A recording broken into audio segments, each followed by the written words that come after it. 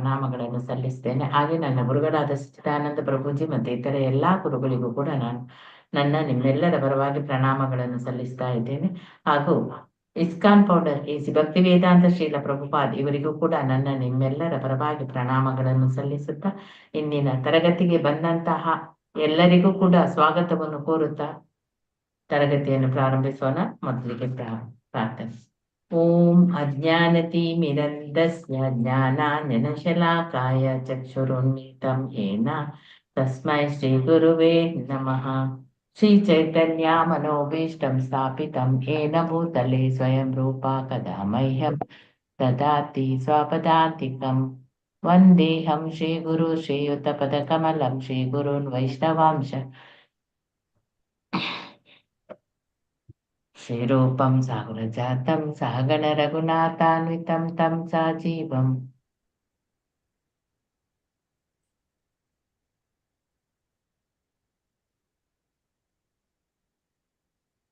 ಮಾದ್ವೈತಂ ಸಾವಧೂತಂ ಪರಿಜನ ಸಹಿತಂ ಶ್ರೀಕೃಷ್ಣ ಚೈತನ್ಯ ದೇವಂ ಶ್ರೀ ರಾಧಾ ಕೃಷ್ಣ ಪಾದ ಸಹಗಣ ಲಲಿತ ಶ್ರೀ ವಿಶಾಖಾನ್ವಿತಂ ಶ. ಹೇ ಕೃಷ್ಣ ಕರುಣಾ ಸಿಂಧು ದೀನ ಬಂಧು ಜಗತ್ಪತೆ ಗೋಪೇಶ ಗೋಪಿಕಾ ಕಾಂತ ರಾಧಾ ಕಾಂತ ನಮೋಸ್ತುತೆ. ಸಪ್ತ ಕಾಂಚನ ಗೌರಾಂಗಿ ರಾಧೆ ವೃಂದಾವನೇಶ್ವರಿ ವೃಷಭಾನುಸುತೆ ದೇವಿ ಪ್ರಣಮಾಮಿ ಹರೇ ಪ್ರಿಯೇ. ವಾಂಛಾಕಲ್ಪತರುಭ್ಯಶ್ಚ ಕೃಪಾ ಸಿಂಧುಭ್ಯ ಏವ ಚ ಪತಿತಾನಾಂ ಪಾವನೇಭ್ಯೋ ವೈಷ್ಣವೇಭ್ಯೋ ನಮೋ ನಮಃ.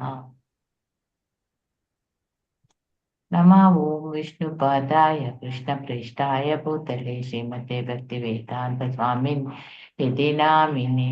ನಮಸ್ತೆ ಸರಸ್ವತಿ ದೇವಿ ಗೌರವಾಣಿ ಪ್ರಚಾರಿಣಿ ನಿರ್ವಿಶೇಷ ಶೂನ್ಯವಾದಿ ಪಾಶ್ಚಾತ್ಯ ದೇಶತಾರಿಣಿ. ಜೈ ಶ್ರೀ ಕೃಷ್ಣ ಚೈತನ್ಯ ಪ್ರಭು ನಿತ್ಯಾನಂದ ಶ್ರೀ ಅದ್ವೈತ ಗದಾಧಾರ ಶ್ರೀವಾಸಾದಿ ಗೌರ ಭಕ್ತ ವೃಂದ.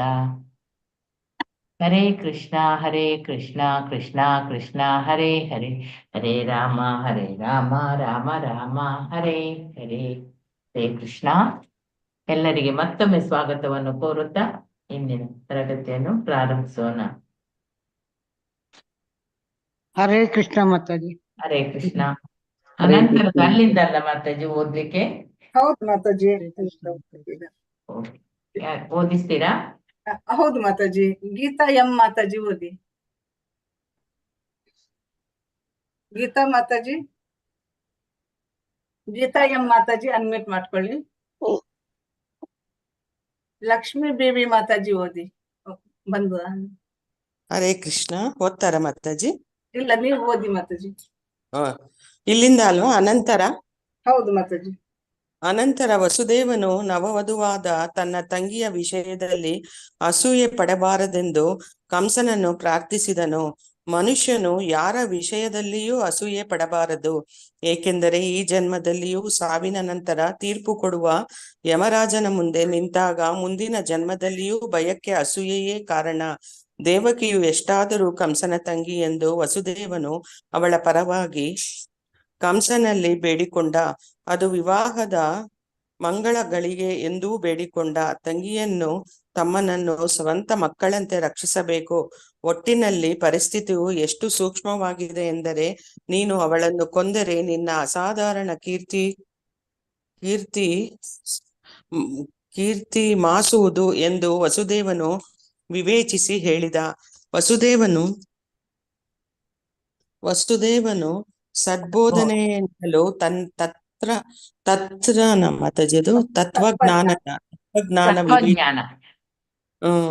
ತತ್ವಜ್ಞಾನ ವಿವೇಚನೆಯಿಂದಲೂ ಕಂಸನನ್ನು ಸಮಾಧಾನಗೊಳಿಸಲು ಪ್ರಯತ್ನಿಸಿದ. ಆದರೆ ಕಂಸನು ಸಂಸ್ಕಾರವೇ ರಾಕ್ಷಸೀಯವಾದುದರಿಂದ ಅವನಿಗೆ ಸಮಾಧಾನವಾಗಲೇ ಇಲ್ಲ. ಶ್ರೇಷ್ಠ ರಾಜವಂಶ ಒಂದರಲ್ಲಿ ಹುಟ್ಟಿದ್ದರೂ ಅವನದು ರಾಕ್ಷಸೀಯ ಸಂಸ್ಕಾರವಾದದ್ದರಿಂದ ಅವನು ಸದಾ ರಾಕ್ಷಸನೇ. ಅವನು ಸದ್ಬೋಧನೆಗೆ ಕಿವಿಗೊಡುವುದೇ ಇಲ್ಲ. ಅವನು ದೃಢ ಮನಸ್ಸು ಮಾಡಿರುವ ಕಳ್ಳನಂತೆ. ಇಂತಹವನಿಗೆ ನೀತಿಯನ್ನೇನೋ ಉಪದೇಶಿಸಬಹುದು, ಆದರೆ ಇದರಿಂದ ಫಲವಾಗುವುದಿಲ್ಲ. ಹೀಗೆಯೇ ಸ್ವಭಾವತಃ ರಾಕ್ಷಸರು ಅಥವಾ ನಾಸ್ತಿಕರು ಆಗಿರುವವರು ಎಷ್ಟೇ ಅಧಿಕಾರವಾಣಿಯಿಂದ ಒಳ್ಳೆಯ ಉಪದೇಶವೂ ಬರಲಿ, ಅದನ್ನು ಅರಗಿಸಿಕೊಳ್ಳುವುದೇ ಇಲ್ಲ. ದೇವತೆಗಳಿಗೂ ರಾಕ್ಷಸರಿಗೂ ಇರುವ ವ್ಯತ್ಯಾಸವೂ ಇದೆ. ಶ್ರೇಯಸ್ಕರವಾದ ಉಪದೇಶವನ್ನು ಸ್ವೀಕರಿಸಿ ಅದರಂತೆ ಬದುಕಲು ಪ್ರಯತ್ನಿಸುವವರನ್ನು ದೇವತೆಗಳು ಎಂದೂ ಕರೆಯುತ್ತಾರೆ. ಇಂತಹ ಶ್ರೇಯಸ್ಕರ ಉಪದೇಶವನ್ನು ಸ್ವೀಕರಿಸಲಾರದವನು ರಾಕ್ಷಸರು. ಕಂಸನ ಮನವೊಲಿಸಲು ವಿಫಲನಾದ ವಸುದೇವನು ತನ್ನ ಹೆಂಡತಿ ದೇವಕಿಯನ್ನು ರಕ್ಷಿಸುವುದು ಹೇಗೆ ಎಂದು ಚಿಂತಿಸಿದನು. ಸಾಕಾ ಮಾತಾಜಿ? ಹರೇ ಕೃಷ್ಣ. ಓದಿ ಮಾತಾಜಿ. ಮಾತಾಜಿ ಓದಿ. ವಿಪತ್ತು ಎರಗಲಿರುವಾಗ ಬುದ್ಧಿವಂತನಾದವನು ಸಾಧ್ಯವಾದಷ್ಟು ವಿಪತ್ತಿನ ಸ್ಥಿತಿಯಿಂದ ದೂರವಾಗಿರಲು ಪ್ರಯತ್ನಿಸಬೇಕು. ಆದರೆ ತನ್ನ ಬುದ್ಧಿಶಕ್ತಿಯನ್ನೆಲ್ಲ ಬಳಸಿದರೂ ಅಪಾಯದ ಸ್ಥಿತಿಯಿಂದ ತಪ್ಪಿಸಿಕೊಳ್ಳಲು ಸಾಧ್ಯವಾಗದೆ ಹೋದರೆ ಅವನ ತಪ್ಪಿಲ್ಲ. ಮನುಷ್ಯನು ತನ್ನ ಕರ್ತವ್ಯವನ್ನು ಪಾಲಿಸಲು ಆದಷ್ಟು ಪ್ರಯತ್ನಿಸಬೇಕು. ಇಷ್ಟಾದರೂ ಅವನ ಪ್ರಯತ್ನವು ವಿಫಲವಾದರೆ ತಪ್ಪು ಅವನದಲ್ಲ. ವಸುದೇವನು ತನ್ನ ಹೆಂಡತಿಯ ವಿಷಯವಾಗಿ ಹೀಗೆ ಯೋಚಿಸಿದ: ಈಗಂತೂ ದೇವಕಿಯ ಪ್ರಾಣವನ್ನು ಉಳಿಸುವುದು ಮುಖ್ಯ. ಮುಂದೆ ಮಕ್ಕಳಾದರೆ ಅವರನ್ನು ಉಳಿಸುವುದು ಹೇಗೆ ಎಂದು ಯೋಚಿಸುತ್ತೇನೆ. ಅವನಿಗೆ ಇನ್ನೂ ಹೀಗೆನ್ನಿಸಿತು: ಕಂಸನು ಈಗ ಭಾವಿಸುತ್ತಿರುವಂತೆ ಮುಂದೆ ನನಗೆ ಕಂಸನನ್ನು ಕೊಲ್ಲುವ ಮಗು ಹುಟ್ಟುವುದಾದರೆ ದೇವಕಿ ಮತ್ತು ಮಗು ಇಬ್ಬರು ಉಳಿದುಕೊಳ್ಳುತ್ತಾರೆ. ಏಕೆಂದರೆ ದೈವ ನಿಯಾಮಕವನ್ನು ಊಹಿಸಲು ಆಗದು. ಹೇಗಾದರೂ ಮಾಡಿ ಈಗ ದೇವಿಕೆಯ ಪ್ರಾಣವನ್ನು ನಾನು ಉಳಿಸಬೇಕು. ಧನ್ಯವಾದ ಮಾತಾಜಿ. ಹರೇ ಕೃಷ್ಣ. ಗೀತಾ ಕೋಡಿಕಲ್ ಮಾತಾಜಿ ಓದಿ. ಮಾತಾಜಿ ಓದಿ. ಹರೇ ಕೃಷ್ಣ ಮಾತಾಜಿ.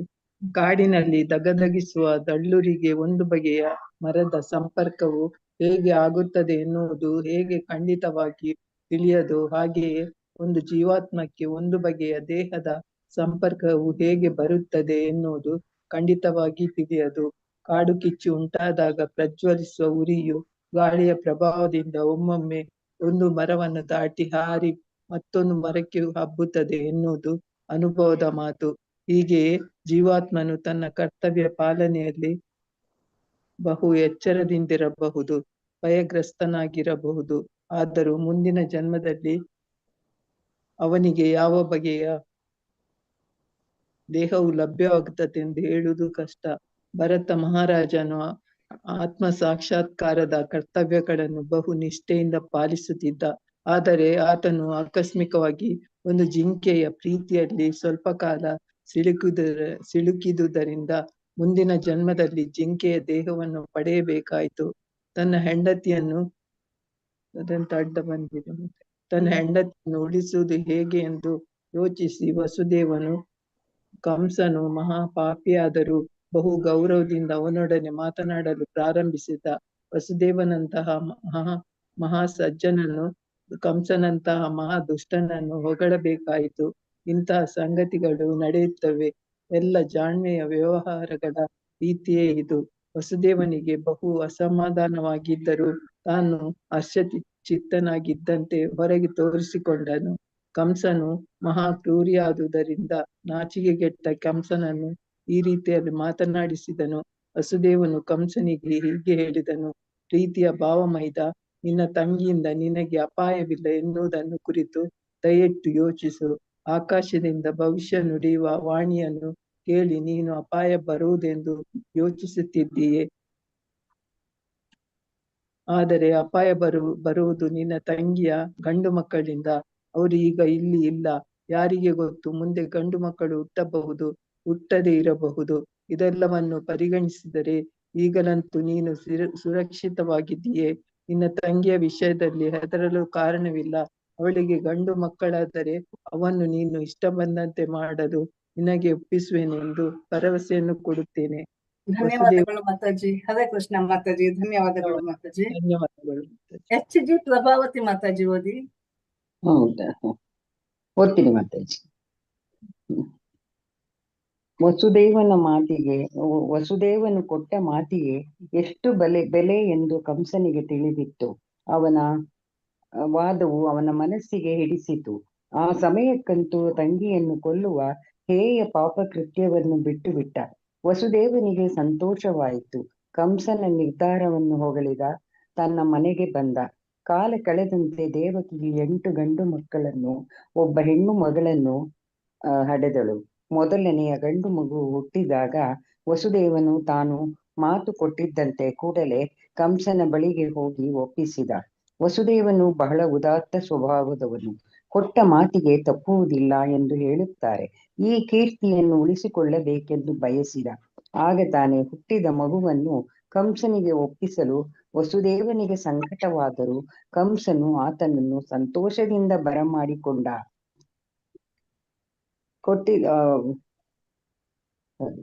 ವಸುದೇವನು ವಸುದೇವನಿಗೆ ನಡೆದುಕೊಂಡ ವಸುದೇವನು ಬಹಳ ಉದಾತ್ತ ಸ್ವಭಾವವನ್ನು, ಕೊಟ್ಟ ಮಾತಿಗೆ ತಪ್ಪುವುದಿಲ್ಲ ಎಂದು ಹೇಳುತ್ತಾರೆ. ಈ ಕೀರ್ತಿಯನ್ನು ಉಳಿಸಿಕೊಳ್ಳಬೇಕೆಂದು ಬಯಸಿದ. ಆಗ ತಾನೇ ಹುಟ್ಟಿದ ಮಗುವನ್ನು ಕಂಸನಿಗೆ ಒಪ್ಪಿಸಲು ವಸುದೇವನಿಗೆ ಸಂಕಟವಾದರೂ ಕಂಸನು ಆತನನ್ನು ಸಂತೋಷದಿಂದ ಬರಮಾಡಿಕೊಂಡ. ವಸುದೇವನು ನಡೆದುಕೊಂಡ ರೀತಿಯಿಂದ ಆತನಲ್ಲಿಯೂ ಒಂದಿಷ್ಟು ಕರುಣೆಯು ಮೂಡಿತು. ಈ ಘಟನೆಯು ಮಾರ್ಗದರ್ಶಕವಾದದ್ದು. ವಸುದೇವನಂತಹ ಮಹಾತ್ಮರ ಪಾಲಿಗೆ ಕರ್ತವ್ಯ ಪಾಲನೆಯ ಕಾಲದಲ್ಲಿ ನೋವು ತರುತ್ತದೆ ಎಂದು ಪರಿಗಣಿಸುವಂತಹುದು ಯಾವುದೂ ಇಲ್ಲ. ಮೇಲೆ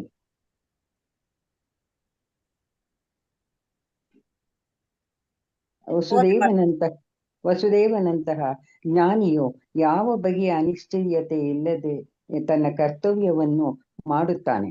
ಆದರೆ ಕಂಸನಂತಹ ರಾಕ್ಷಸನು ಯಾವುದೇ ಹೇಯವಾದ ಕೃತ್ಯವನ್ನು ಮಾಡಲು ಹಿಂಜರಿಯುವುದಿಲ್ಲ. ಆದುದರಿಂದ ಸಂತ ಸದೃಶನಾದವನು ಬದುಕಿನಲ್ಲಿ ಎಂತಹ ಸಂಕಟದ ಸ್ಥಿತಿಯನ್ನಾದರೂ ಸಹಿಸಬಲ್ಲ. ಜ್ಞಾನಿಯು ಅನುಕೂಲಕರವಾದ ಸನ್ನಿವೇಶಕ್ಕಾಗಿ ಕಾಯದೆ ತನ್ನ ಕರ್ತವ್ಯವನ್ನು ಮಾಡಬಲ್ಲ. ಕಂಸನಂತಹ ದುಷ್ಕರ್ಮಿಯು ಎಂತಹ ಪಾಪ ಕೃತ್ಯವನ್ನಾದರೂ ಮಾಡಬಲ್ಲ. ಭಕ್ತನು ದೇವೋತ್ತಮ ಪರಮಪುರುಷನನ್ನು ಸಂತೋಷಗೊಳಿಸುವುದಕ್ಕಾಗಿ ಯಾವ ತ್ಯಾಗವನ್ನಾದರೂ ಮಾಡಬಲ್ಲ ಎಂದು ಹೇಳುವುದುಂಟು. ವಸುದೇವನು ನಡೆದುಕೊಂಡ ರೀತಿಯಿಂದ ಕಂಸನು ಸುಪ್ರೀತನಾದನು. ವಸುದೇವನು ತನ್ನ ವಚನವನ್ನು ಉಳಿಸಿಕೊಂಡದ್ದನ್ನು ಕಂಡು ಅವನಿಗೆ ಅಚ್ಚರಿಯಾಯಿತು. ಅವನ ವಿಷಯದಲ್ಲಿ ಕರುಣೆಯು ಸಂತೋಷವು ಮೂಡಿದುದರಿಂದ ಅವನು ಹೀಗೆ ಹೇಳಿದ. ಮಗನು ಹೀಗೆ ಹೇಳಿದ. ಎಲ್ಲಿ ಕೆಳಗೆ ಪ್ರೀತಿಯ ವಸುದೇವ ಎಂತಹ ಪಾಪ ಸಂತೋಷಗೊಳಿಸುಕಾಗಿ ಅವತಾರ. ವಸುದೇವನು ನಡೆದುಕೊಂಡ ರೀತಿಯಿಂದ ಕಂಸನು ಸುಪ್ರೀತನಾದನು. ವಸುದೇವನು ತನ್ನ ವಚನವನ್ನು ಉಳಿಸಿಕೊಂಡಿದ್ದನ್ನು ಕಂಡು ಅವನಿಗೆ ಅಚ್ಚರಿಯಾಯಿತು. ಅವನ ವಿಷಯದಲ್ಲಿ ಕರುಣೆಯು ಸಂತೋಷವು ಮೂಡಿದುದರಿಂದ ಅವನು ಹೀಗೆ ಹೇಳಿದ. ಪ್ರೀತಿಯ ವಸುದೇವ, ಈ ಮಗುವನ್ನು ನೀನು ನನಗೆ ಒಪ್ಪಿಸಬೇಕಾಗಿಲ್ಲ. ಈ ಮಗುವಿನಿಂದ ನನಗೆ ಅಪಾಯವಿಲ್ಲ. ನಿನ್ನ ಮತ್ತು ದೇವಕಿಯ 8ನೆಯ ಮಗನು ನನ್ನನ್ನು ಕೊಲ್ಲುತ್ತಾನೆ ಎಂದು ಕೇಳಿದ್ದೇನೆ. ಅನಗತ್ಯವಾಗಿ ಈ ಮಗುವನ್ನು ನಾನೇಕೆ ಕೊಲ್ಲಬೇಕು? ನೀನು ಅದನ್ನು ಹಿಂದಕ್ಕೆ ಒಯ್ಯಬಹುದು. ತನ್ನ ಧನ್ಯವಾದಗಳು ಮಾತಾಜಿ. ಧನ್ಯವಾದಗಳು ಮಾತಾಜಿ. ಹರೇ ನಾನು ಓದ್ಲಾ ಮಾತಾಜಿ? ಓದಿ ಮಾತಾಜಿ. ಗೀತಾ ಎಂ ಮಾತಾಜಿ ಓದಿ. ಹರೇ ಕೃಷ್ಣ. ತನ್ನ ಮೊದಲ ಮಗುವನ್ನು ಕರೆದುಕೊಂಡು ಹಿಂದಿರುಗುತ್ತಿದ್ದಾಗ ವಸುದೇವನಿಗೆ ಕಂಸನ ರೀತಿಯಿಂದ ಸಂತೋಷವಾದರೂ ಕಂಸನಿಗೆ ಯಾವುದೇ ಅಂಕೆ ಇಲ್ಲವಾದುದರಿಂದ ಅವನನ್ನು ನೆಚ್ಚುವಂತಿಲ್ಲ ಎಂದು ಅವನಿಗೆ ತಿಳಿದಿತ್ತು. ನಾಸ್ತಿಕನು ತಾನು ಕೊಟ್ಟ ವಚನಕ್ಕೆ ಬದ್ಧನಾಗಿರಲಾರ. ಇಂದ್ರಿಯಗಳನ್ನು ನಿಯಂತ್ರಿಸಲಾರದವನು. ತನ್ನ ನಿಶ್ಚಯದಲ್ಲಿ ದೃಢವಾಗಿರಲಾರ. ಶ್ರೇಷ್ಠ ರಾಜಕಾರಣಿಯಾದ ಚಾಣಕ್ಯ ಪಂಡಿತನು ರಾಜತಾಂತ್ರಿಕ ನಿಪುಣನನ್ನಾಗಲಿ ಹೆಂಗಸನನ್ನಾಗಲಿ ಎಂದೂ ನಂಬಬೇಡ ಎಂದಿದ್ದಾನೆ. ಸಂಯಮವಿಲ್ಲದ ಇಂದ್ರಿಯ ಭೋಗಕ್ಕೆ ತುತ್ತಾದವರು ಎಂದಿಗೂ ಪ್ರಾಮಾಣಿಕವಾಗಿರಲಾರರು. ಅವರನ್ನು ಯಾವ ವಿಷಯದಲ್ಲಿಯೂ ನಂಬುವಂತಿಲ್ಲ. ಆ ಸಮಯಕ್ಕೆ ಮಹರ್ಷಿ ನಾರದರು ಕಂಸನ ಬಳಿಗೆ ಬಂದರು. ಕಂಸನು ಕರುಣೆಯಿಂದ ವಸುದೇವನ ಮೊದಲನೆಯ ಮಗುವನ್ನು ಹಿಂದಕ್ಕೆ ಕೊಟ್ಟ ಸಂಗತಿಯು ಅವರಿಗೆ ತಿಳಿಯಿತು. ಅದಷ್ಟು ಕ್ಷಿಪ್ರವಾಗಿ ಶ್ರೀಕೃಷ್ಣನು ಭೂಮಿಗೆ ಆಗಮಿಸುವಂತೆ ಮಾಡಲು ನಾರದರು ಕಾತುರರಾಗಿದ್ದರು. ವೃಂದಾವನದಲ್ಲಿ ನಂದ ಮಹಾರಾಜನು ಎಲ್ಲ ಗೋಪಾಲಕರು ಗೋಪಿಯರು ಅಲ್ಲದೆ ವಸುದೇವನು, ಆತನ ತಂದೆ ಉಗ್ರಸೇನನು, ಯದುವಂಶದಲ್ಲಿ ಹುಟ್ಟಿದ ವೃಷ್ಣಿವಂಶದ ಅವನ ಎಲ್ಲಾ ನೆಂಟರು ಭಗವಂತನ ಅವತಾರಕ್ಕಾಗಿ ಸಿದ್ಧತೆಗಳನ್ನು ಮಾಡಿಕೊಳ್ಳುತ್ತಿದ್ದಾರೆ ಎಂದು ಅವರು ಕಂಸನಿಗೆ ತಿಳಿಸಿದರು. ಈ ಕುಟುಂಬಗಳ ಸ್ನೇಹಿತರು ಮತ್ತು ನೆಂಟರು ಮತ್ತು ಅವುಗಳಲ್ಲಿ ಜನಿಸುವ ಎಲ್ಲಾ ದೇವತೆಗಳ ವಿಷಯದಲ್ಲಿ ಜಾಗೃತೆಯಿಂದಿರಬೇಕೆಂದು ಅವರು ಕಂಸನಿಗೆ ಎಚ್ಚರ ಹೇಳಿದರು. ಕಂಸನು ಅವನ ಸ್ನೇಹಿತರು ಸಲಹೆಗಾರರು ಎಲ್ಲರೂ ರಾಕ್ಷಸರೇ. ರಾಕ್ಷಸರಿಗೆ ಯಾವಾಗಲೂ ದೇವತೆಗಳೆಂದರೆ ಭಯ. ಬೇರೆ ಬೇರೆ ಕುಟುಂಬಗಳಲ್ಲಿ ದೇವತೆಗಳು ಜನ್ಮ ತಾಳುತ್ತಿದ್ದಾರೆ ಎಂದು ನಾರದರಿಂದ ತಿಳಿದು ಕಂಸನು ಕೂಡಲೇ ಎಚ್ಚರ ವಹಿಸಿದನು.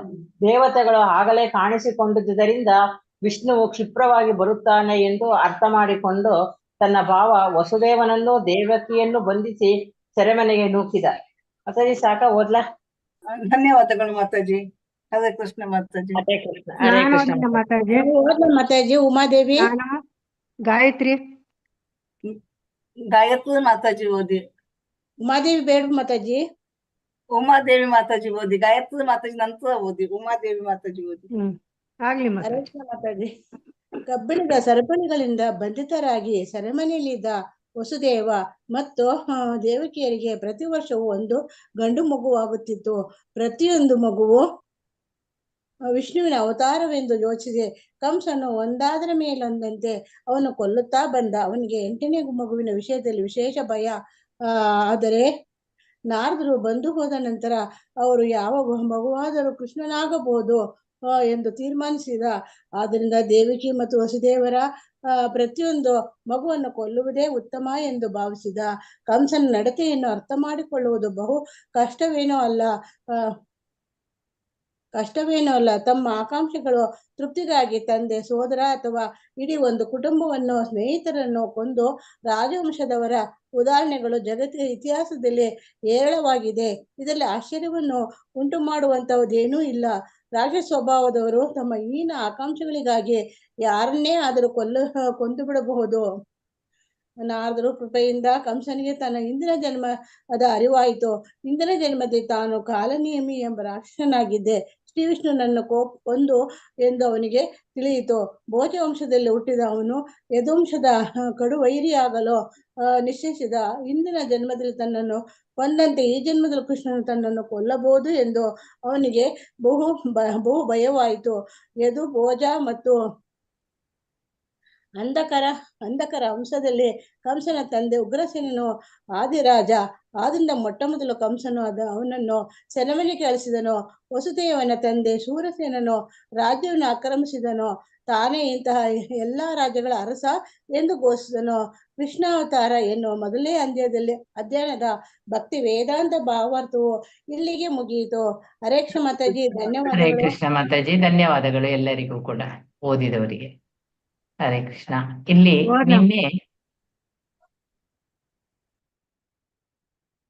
ನಿನ್ನೆಯಿಂದ ಕಂಟಿನ್ಯೂ. ಅನಂತರ ವಸುದೇವನು ಅಲ್ಲಿ ನವವಧುವಾದ ತನ್ನ ತಂಗಿಯ ವಿಷಯದಲ್ಲಿ ಅಸೂಯೆ ಪಡಬಾರದೆಂದು ಕಂಸನನ್ನು ಪ್ರಾರ್ಥಿಸಿದನು. ಮನುಷ್ಯರು ಯಾರ ವಿಷಯದಲ್ಲಿಯೂ ಕೂಡ ಅಸೂಯೆ ಪಡಬಾರದು.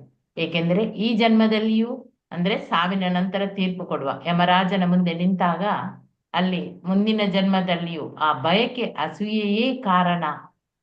ದೇವಕಿ ಎಷ್ಟಾದ್ರೂ ಕಂಸನ ತಂಗಿ ಎಂದು ವಸುದೇವನು ಅವಳ ಪರವಾಗಿ ಕಂಸನಲ್ಲಿ ಬೇಡಿಕೊಳ್ತಾನೆ. ಅದು ವಿವಾಹದ ಆ ಮಂಗಳ ಗಳಿಗೆ ಎಂದು ಕೂಡ ಅದಕ್ಕೂ ಕೂಡ ಬೇಡಿಕೊಂಡ.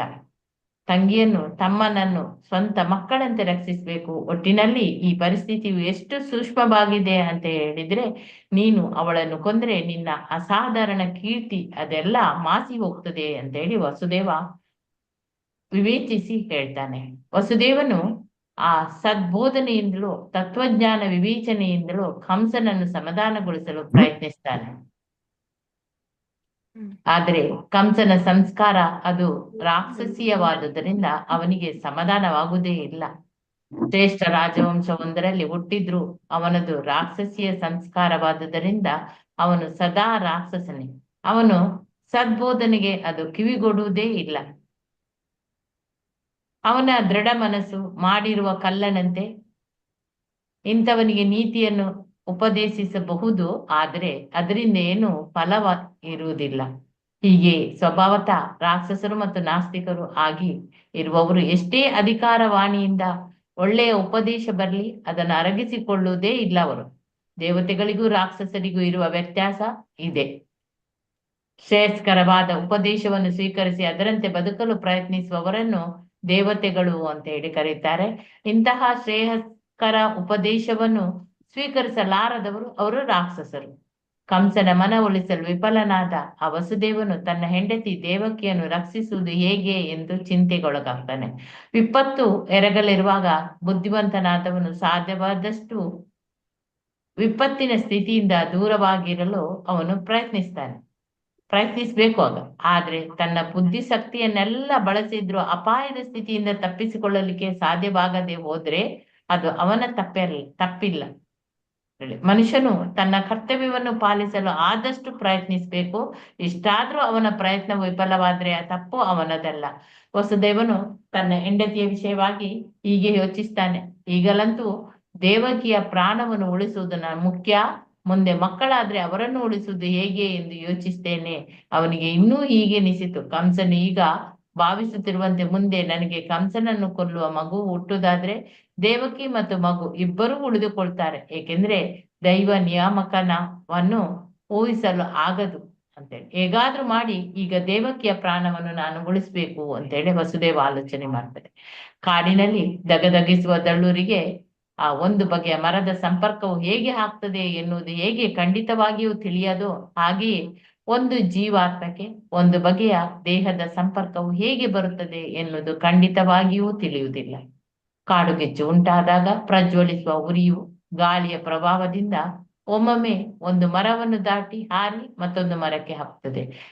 ಇದು ಎನ್ನುವುದು ಅದು ಅನುಭವದ ಮಾತು. ಹೀಗೆ ಜೀವಾತ್ಮನು ಕೂಡ ತನ್ನ ಕರ್ತವ್ಯ ಪಾಲನೆಯಲ್ಲಿ ಬಹು ಎಚ್ಚರದಿಂದ ಇರಬಹುದು, ಭಯಗ್ರಸ್ತನಾಗಿರಬಹುದು. ಆದರೂ ಮುಂದಿನ ಜನ್ಮದಲ್ಲಿ ಅವನಿಗೆ ಯಾವ ಬಗೆಯ ದೇಹ ಲಭ್ಯವಾಗ್ತದೆ ಎಂದು ಹೇಳುವುದು ಕಷ್ಟ. ಭರತ ಮಹಾರಾಜನು ಆತ್ಮ ಸಾಕ್ಷಾತ್ಕಾರದ ಕರ್ತವ್ಯಗಳನ್ನು ಬಹು ನಿಷ್ಠೆಯಿಂದ ಅವನು ಪಾಲಿಸ್ತಿದ್ದ. ಆದರೆ ಆತನು ಆಕಸ್ಮಿಕವಾಗಿ ಒಂದು ಜಿಂಕೆಯ ಪ್ರೀತಿಯಲ್ಲಿ ಸ್ವಲ್ಪ ಕಾಲ ಸಿಲುಕಿದ್ದರಿಂದ ಮುಂದಿನ ಜನ್ಮದಲ್ಲಿ ಅವನು ಜಿಂಕೆಯ ದೇಹವನ್ನು ಪಡೆಯಬೇಕಾಯಿತು. ತನ್ನ ಹೆಂಡತಿಯನ್ನು ಉಳಿಸುವುದು ಹೇಗೆ ಎಂದು ಯೋಚಿಸಿ ವಸುದೇವನು ಕಂಸನು ಮಹಾಪಾಪಿಯಾದ್ರೂ ಕೂಡ ಬಹು ಗೌರವದೊಂದಿಗೆ ಅವನೊಡನೆ ಮಾತನಾಡಲಿಕ್ಕೆ ಪ್ರಾರಂಭಿಸ್ತಾನೆ. ವಸುದೇವನಂತಹ ಮಹಾ ಸಜ್ಜನನು ಕಂಸನಂತಹ ಮಹಾ ದುಷ್ಟನನ್ನು ಹೊಗಲ್ಬೇಕಾಯ್ತು. ಇಂತಹ ಸಂಗತಿಗಳು ನಡೆಯುತ್ತವೆ. ಎಲ್ಲಾ ಜಾಣ್ಮೆಯ ವ್ಯವಹಾರಗಳ ರೀತಿಯೇ ಇದು.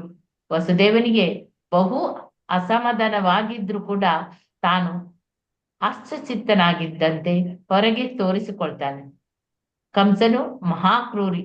ಆದ್ದರಿಂದ ನಾಚಿಗೆ ಕೆಟ್ಟ ಕಂಸನನ್ನು ಈ ರೀತಿಯಲ್ಲಿ ಮಾತನಾಡಿಸ್ತಾನೆ ವಸುದೇವನು. ಕಂಸನಿಗೆ ಹೇಳ್ತಾನೆ, ಪ್ರೀತಿಯ ಭಾವಮೈದ, ನಿನ್ನ ತಂಗಿಯಿಂದ ನಿನಗೆ ಅಪಾಯವಿಲ್ಲ ಎನ್ನುವುದನ್ನು ಕುರಿತು ದಯೆ ಇಟ್ಟು ನೀನು ಯೋಚಿಸು. ಆಕಾಶದಿಂದ ಭವಿಷ್ಯ ನುಡಿಯುವ ವಾಣಿಯನ್ನು ಕೇಳಿ ನೀನು ಅಪಾಯ ಬರುವುದೆಂದು ಯೋಚಿಸ್ತಾ ಇದ್ದೀಯಾ? ಆದರೆ ಅಪಾಯ ಬರುವುದು ನಿನ್ನ ತಂಗಿಯ ಗಂಡು ಮಕ್ಕಳಿಂದ. ಅವರು ಈಗ ಇಲ್ಲಿ ಇಲ್ಲ. ಯಾರಿಗೆ ಗೊತ್ತು, ಮುಂದೆ ಗಂಡು ಮಕ್ಕಳು ಹುಟ್ಟಬಹುದು, ಹುಟ್ಟದೇ ಇರಬಹುದು. ಇದೆಲ್ಲವನ್ನು ಪರಿಗಣಿಸಿದ್ರೆ ಈಗಲಂತೂ ನೀನು ಸುರಕ್ಷಿತನಾಗಿದ್ದೀಯೇ. ನಿನ್ನ ತಂಗಿಯ ವಿಷಯದಲ್ಲಿ ಹೆದರಲು ಕಾರಣವಿಲ್ಲ. ಅವಳಿಗೆ ಗಂಡು ಮಕ್ಕಳಾದ್ರೆ ಅದನ್ನು ನೀನು ಇಷ್ಟ ಬಂದಂತೆ ಮಾಡಲು ನಿನಗೆ ಒಪ್ಪಿಸುವೆನೆಂದು ಭರವಸೆಯನ್ನು ಕೂಡ ಕೊಡ್ತಾನೆ. ವಸುದೇವನು ಕೊಟ್ಟ ಮಾತಿಗೆ ಎಷ್ಟು ಬೆಲೆ ಎಂದು ಕಂಸನಿಗೆ ತಿಳಿದಿತ್ತು. ಅವನ ವಾದವು ಅವನ ಮನಸ್ಸಿಗೆ ಹಿಡಿಸ್ತದೆ. ಆ ಸಮಯಕ್ಕಂತೂ ತಂಗಿಯನ್ನು ಕೊಲ್ಲುವ ಹೇಯ ಪಾಪ ಕೃತ್ಯವನ್ನೇ ಅವನು ಬಿಟ್ಟ. ವಸುದೇವನಿಗೆ ಸಂತೋಷವಾಯಿತು. ಕಂಸನ ನಿರ್ಧಾರವನ್ನು ಹೊಗಳಿದ. ತನ್ನ ಮನೆಗೆ ಬಂದ. ಕಾಲ ಕಳೆದಂತೆ ದೇವಕಿಯು 8 ಗಂಡು ಮಕ್ಕಳನ್ನು 1 ಹೆಣ್ಣು ಮಗಳನ್ನು ಹೆಡೆದಳು. ಮೊದಲನೆಯ ಗಂಡು ಮಗು ಹುಟ್ಟಿದಾಗ ವಸುದೇವನು ತಾನು ಮಾತು ಕೊಟ್ಟಿದ್ದಂತೆ ಕೂಡ್ಲೆ ಕಂಸನ ಬಳಿಗೆ ಹೋಗಿ ಒಪ್ಪಿಸಿದ. ವಸುದೇವನು ಬಹಳ ಉದಾತ್ತ ಸ್ವಭಾವದವನು. ಕೊಟ್ಟ ಮಾತಿಗೆ ಅವನು ತಪ್ಪುವುದಿಲ್ಲ ಎಂದು ಹೇಳ್ತಾರೆ. ಈ ಕೀರ್ತಿಯನ್ನು ಉಳಿಸಬೇಕೆಂದು ಬಯಸಿದ.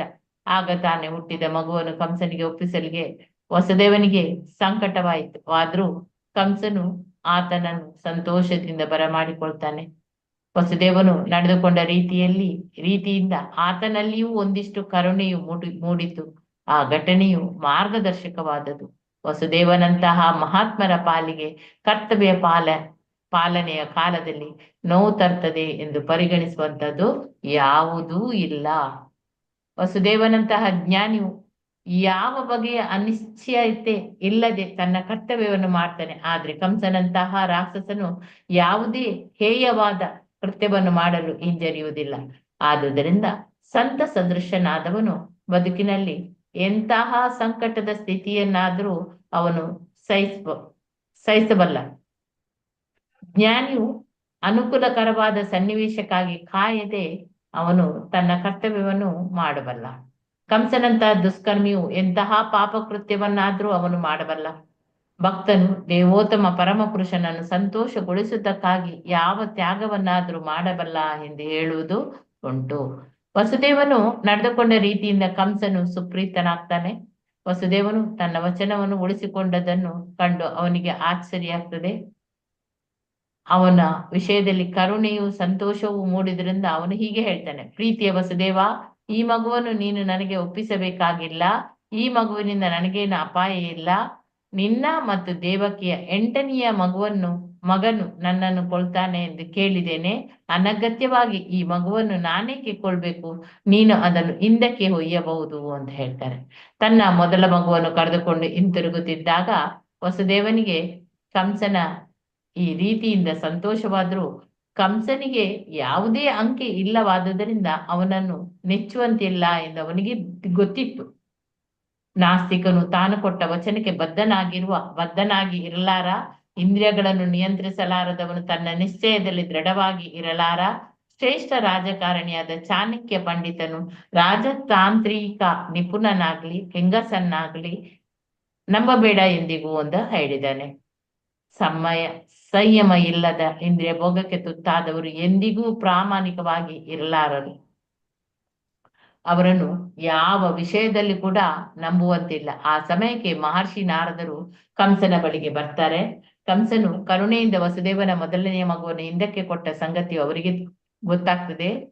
ಆದಷ್ಟು ಕ್ಷಿಪ್ರವಾಗಿ ಬೇಗನೆ ಶ್ರೀಕೃಷ್ಣನು ಭೂಮಿಗೆ ಆಗಮಿಸುವಂತೆ ಮಾಡಲು ನಾರದರು ಕಾತರರಾಗಿದ್ರು.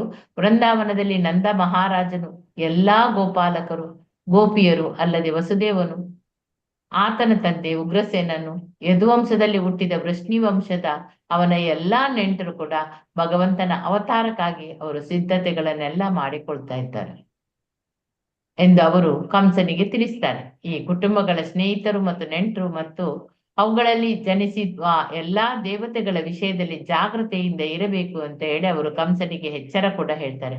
ಕಂಸನು, ಅವನ ಸ್ನೇಹಿತರು, ಸಲಹೆಗಾರರು ಎಲ್ಲರೂ ರಾಕ್ಷಸರಿಗೆ ಯಾವಾಗ್ಲೂ ದೇವತೆಗಳೆಂದರೆ ಭಯ. ಬೇರೆ ಬೇರೆ ಕುಟುಂಬಗಳಲ್ಲಿ ದೇವತೆಗಳು ಜನ್ಮ ತಾಳ್ತಿದ್ದಾರೆ ಎಂದು ನಾರದರಿಂದ ತಿಳಿದು ಕಂಸನು ಕೂಡಲೇ ಎಚ್ಚರ ವಹಿಸ್ತಾನೆ. ದೇವತೆಗಳು ಆಗಲೇ ಕಾಣಿಸಿಕೊಂಡಿದ್ದರಿಂದ ವಿಷ್ಣು ಕ್ಷಿಪ್ರವಾಗಿ ಬರ್ತಾನೆ ಎಂದು ಅರ್ಥ ಮಾಡಿಕೊಂಡ. ತನ್ನ ಭಾವ ವಸುದೇವನನ್ನು ದೇವಕಿಯನ್ನು ಬಂಧಿಸಿ ಸೆರೆಮನೆಗೆ ಹಾಕಿದ್ದಾನೆ. ಕಬ್ಬಿಣದ ಸರಪಳಿಗೆಂದ ಬಂಧಿತರಾಗಿದ್ದ ಸೆರೆಮನೆಯಲ್ಲಿದ್ದ ವಸುದೇವ ಮತ್ತು ದೇವಕಿಯರಿಗೆ ಪ್ರತಿ ವರ್ಷವೂ ಒಂದು ಗಂಡು ಮಗು ಆಗ್ತಿತ್ತು. ಪ್ರತಿಯೊಂದು ಮಗು ವಿಷ್ಣುವಿನ ಅವತಾರವೆಂದು ಯೋಚಿಸಿ ಕಂಸನು ಒಂದಾದ ಮೇಲೊಂದರಂತೆ ಅವನ್ನೆಲ್ಲರನ್ನೂ ಕೊಲ್ಲುತ್ತಾ ಬಂದ. ಅವನಿಗೆ 8ನೆಯ ಮಗುವಿನ ವಿಷಯದಲ್ಲಿ ವಿಶೇಷ ಭಯ ಇತ್ತು. ಆದ್ರೆ ನಾರದರು ಬಂದು ಹೋದ ನಂತರ ಅವನು ಯಾವ ಮಗುವಾದ್ರೂ ಕೃಷ್ಣನಾಗಿರಬಹುದು ಎಂದು ತೀರ್ಮಾನಿಸಿದ. ಆದುದರಿಂದ ದೇವಕಿ ಮತ್ತು ವಸುದೇವರ ಪ್ರತಿಯೊಂದು ಮಗುವನ್ನು ಕೊಲ್ಲುವುದೇ ಉತ್ತಮ ಅಂತೇಳಿ ಭಾವಿಸ್ತಾನೆ. ಕಂಸನ ನಡತೆಯನ್ನು ಅರ್ಥ ಮಾಡಿಕೊಳ್ಳುವುದು ಬಹು ಕಷ್ಟವೇನೂ ಅಲ್ಲ. ತಮ್ಮ ಆಕಾಂಕ್ಷೆಗಳ ತೃಪ್ತಿಗಾಗಿ ತಂದೆ, ಸೋದರ ಅಥವಾ ಇಡೀ ಒಂದು ಕುಟುಂಬವನ್ನು, ಸ್ನೇಹಿತರನ್ನು ಕೊಂದ ರಾಜವಂಶದವರ ಉದಾಹರಣೆಗಳು ಜಗತ್ತಿನ ಇತಿಹಾಸದಲ್ಲಿ ಹೇರಳವಾಗಿ ಇದೆ. ಇದರಲ್ಲಿ ಆಶ್ಚರ್ಯವನ್ನು ಉಂಟು ಮಾಡುವಂಥದ್ದು ಏನೂ ಇಲ್ಲ. ಇಲ್ಲಿ ರಾಕ್ಷಸ ಸ್ವಭಾವದವರು ತಮ್ಮ ಹೀನ ಆಕಾಂಕ್ಷೆಗಳಿಗಾಗಿ ಯಾರನ್ನೇ ಆದ್ರೂ ಅವರು ಕೊಂದು ಬಿಡ್ತಾರೆ. ನಾರದರ ಕೃಪೆಯಿಂದ ಕಂಸನಿಗೆ ತನ್ನ ಹಿಂದಿನ ಜನ್ಮದ ಅರಿವಾಗ್ತದೆ. ಹಿಂದಿನ ಜನ್ಮದಲ್ಲಿ ತಾನು ಕಾಲನೇಮಿ ಎಂಬ ರಾಕ್ಷಸನಾಗಿದ್ದ. ಆ ಶ್ರೀ ವಿಷ್ಣುವು ತನ್ನನ್ನು ಕೊಂದ ಎಂದು ಅವನಿಗೆ ಈಗ ತಿಳಿಯುತ್ತದೆ. ಭೋಜ ವಂಶದಲ್ಲಿ ಹುಟ್ಟಿದ ಅವನು ಯದುವಂಶದ ಕಡು ವೈರಿಯಾಗಲು ನಿಶ್ಚಯಿಸಿದ. ಹಿಂದಿನ ಜನ್ಮದಲ್ಲಿ ತನ್ನನ್ನು ಕೊಂದಂತೆ ಈ ಜನ್ಮದಲ್ಲಿ ಕೂಡ ಕೃಷ್ಣ ತನ್ನನ್ನು ಕೊಲ್ಲಬಹುದು ಎಂದು ಅವನಿಗೆ ಬಹು ಭಯವಾಗ್ತದೆ. ಯದು, ಭೋಜ ಮತ್ತು ಅಂಧಕರ ವಂಶಗಳಲ್ಲಿ ಕಂಸನ ತಂದೆ ಉಗ್ರಸೇನನ್ನೇ ಅಧಿರಾಜ. ಆದುದರಿಂದ ಮೊಟ್ಟ ಮೊದಲು ಕಂಸನು ಅವನನ್ನು ಸೆರೆಮನೆಗೆ ಕಳಿಸ್ತಾನೆ. ವಸುದೇವನು ತಂದೆ ವಸುದೇವನ ತಂದೆ ಸೂರಸೇನನ ರಾಜ್ಯವನ್ನು ಆಕ್ರಮಿಸಿದನು. ತಾನೇ ಇಂತಹ ಎಲ್ಲಾ ರಾಜ್ಯಗಳ ಅರಸ ಅಂತೇಳಿ ಘೋಷಿಸ್ತಾನೆ. ಇದೇ ಕೃಷ್ಣ ಅವತಾರ ಎನ್ನುವ ಮೊದಲನೇ ಅಧ್ಯಾಯದ ಭಕ್ತಿ ವೇದಾಂತ ಭಾವಾರ್ಥ ಇಲ್ಲಿಗೆ ಮುಗಿಯಿತು. ಈಗ ಎರಡನೆಯ ಅಧ್ಯಾಯ. ಗರ್ಭದಲ್ಲಿದ್ದ ಕೃಷ್ಣನಿಗೆ ದೇವತೆಗಳ ಪ್ರಾರ್ಥನೆ. ಓದಿ ಯಾರು ಓದಿ. ಮಾತಾಜಿ ಓದಿ. ಕಂಸರಾಜನು ಯದುಭೋಜ ಮತ್ತು ಅಂಧಕ ವಂಶಗಳ ರಾಜ್ಯಗಳನ್ನು ಸೂರಸೇನನ ರಾಜ್ಯವನ್ನು ಆಕ್ರಮಿಸಿದ್ದು ಮಾತ್ರವಲ್ಲ, ಮುಂದೆ ಹೆಸರಿಸಿದ ಇತರ ರಾಕ್ಷಸ ಅರಸರುಗಳೊಡನೆ ಗೆಳೆತನವನ್ನು ಬೆಳೆಸಿದ ಪ್ರಲಂಬ, ಬಕ, ಚಾಣೂರ, ತೃಣಾವರ್ತ, ಅವಾಘಾಸುರ, ಮುಷ್ಟಿಕ, ಅರಿಷ್ಟ, ದ್ವಿವಿಧ, ಪೂತನಿ, ಕೇಶಿ ಮತ್ತು ಧೇನುಕ ಇವರೆಲ್ಲ ರಾಕ್ಷಸರೇ. ಈಗ ಬಿಹಾರ ಎಂದು ಕರೆಯುವ ಮಗಧ ರಾಜ್ಯಕ್ಕೆ ಜರಾಸಂಧನು ರಾಜನಾಗಿದ್ದ. ತನ್ನ ರಾಜತಾಂತ್ರಿಕತೆಯಿಂದ ಕಂಸನು ಜರಾಸಂಧನ ರಕ್ಷಣೆಯಲ್ಲಿ ತನ್ನ ಕಾಲದ ಅತ್ಯಂತ ಬಲಶಾಲಿ ರಾಜ್ಯವನ್ನು ಕಟ್ಟಿದ. ಬಾಣಾಸುರ, ಭೌಮಾಸುರ ಮುಂತಾದ ರಾಜರ ಸ್ನೇಹವನ್ನು ಗಳಿಸಿಕೊಂಡ. ತಾನೇ ಅತ್ಯಂತ ಬಲಶಾಲಿಯಾದ ಅನಂತರ ಕೃಷ್ಣನು ಜನಿಸಲಿದ್ದ ಯದುಕುಲದ ಮೇಲೆ ವಿಷ ಕಾರಲು ಪ್ರಾರಂಭಿಸಿದ. ಕಂಸನ ಹಿಂಸೆಯಿಂದಾಗಿ ಯದುಭೋಜ ಮತ್ತು ಅಂಧಕ ವಂಶಗಳ ಅರಸರು, ಕುರುಗಳು, ಪಾಂಚಾಲರು ಮೊದಲಾದವರ ರಾಜ್ಯಗಳಲ್ಲಿಯೂ ಕೇಕಿಯ, ಶಾಲ್ವ, ವಿದರ್ಭ, ನಿಷಧ, ವಿದೇಹ ಮತ್ತು ಕೋಸಲ ಮೊದಲಾದ ರಾಜ್ಯಗಳಲ್ಲಿಯೂ ಆಶ್ರಯ ಪಡೆಯಲು ಪ್ರಾರಂಭಿಸಿದರು. ಕಂಸನು ಯದುರಾಜ್ಯ, ಭೋಜರಾಜ್ಯ ಮತ್ತು ಅಂಧಕ ರಾಜ್ಯಗಳ ಐಕ್ಯಮತವನ್ನು ಮುರಿದನು. ಆ ಕಾಲದಲ್ಲಿ ಭಾರತ ವರ್ಷ ಎಂದು ಹೆಸರು ಪಡೆದಿದ್ದ ವಿಸ್ತಾರವಾದ ಪ್ರದೇಶದಲ್ಲಿ ತನ್ನ ರಾಜ್ಯವನ್ನೇ ಅತ್ಯಂತ ಬಲಶಾಲಿ ರಾಜ್ಯವನ್ನಾಗಿ ಮಾಡಿದ. ಒಂದಾದ ಮೇಲೊಂದರಂತೆ ದೇವಕಿ ಮತ್ತು ವಸುದೇವರ 6 ಮಕ್ಕಳನ್ನು ಕಂಸನು ಕೊಂದಾಗ ಕಂಸನ ಹಲವಾರು ಸ್ನೇಹಿತರು, ಬಂಧುಗಳು ಅವನ ಬಳಿಗೆ ಹೋಗಿ ಹೇಯ ಕಾರ್ಯಗಳನ್ನು ನಿಲ್ಲಿಸಿಬಿಡುವಂತೆ ಬೇಡಿದರು. ಆದರೆ ಅವರೆಲ್ಲ ಕಂಸನ ಆರಾಧಕರಾದರು. ದೇವಕಿ ಮತ್ತು ವಸುದೇವರ 6 ಮಂದಿ ಮಕ್ಕಳನ್ನು ಒಂದಾದ ಮೇಲೊಂದರಂತೆ ಕೊಂದ ನಂತರ ಕೃಷ್ಣನ ಪೂರ್ಣ ವಿಸ್ತರಣೆಯು ಇದಕ್ಕೆ ಅನಂತ ಎಂದು ಹೆಸರು. ದೇವಕಿಯ ಗರ್ಭವನ್ನು ಪ್ರವೇಶಿಸಿತು. ದೇವಕಿಗೆ ತಡೆಯಲಾರದ ಹರ್ಷ, ತಡೆಯಲಾರದ ದುಃಖ. ಶ್ರೀ ವಿಷ್ಣುವೇ ತನ್ನ ಗರ್ಭದಲ್ಲಿ ಆಶ್ರಯ ಪಡೆದಿದ್ದಾನೆ ಎಂದು ಅವಳಿಗೆ ಅರ್ಥವಾಯಿತು. ಆದುದರಿಂದ ಹಿಂಡಿಸಲಾಗದ ಹಿಗ್ಗು. ಆದರೆ ಮಗುವು ಗರ್ಭದಿಂದ ಹೊರಕ್ಕೆ ಬರುತ್ತಲೇ ಕಂಸನು ಅದನ್ನು ಕೊಲ್ಲಬನೆಂದು ತಡೆಯಲಾಗದ ಯಾತನೆ.